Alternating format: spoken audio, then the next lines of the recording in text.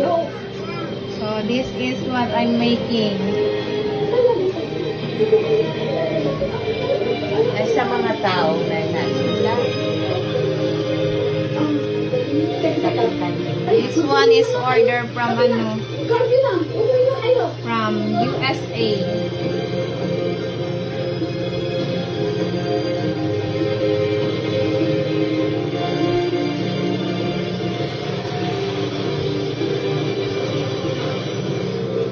Bagong bakala ng mga nilalang sa mga sino ang tinutukoy ni Hagon na hindi hintay kinagbatala?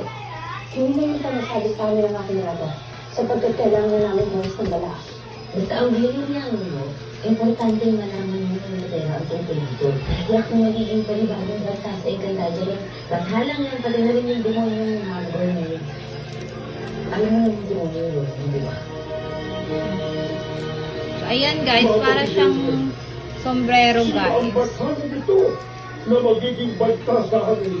Saan siya manggagaling at kailan kaya siya darating?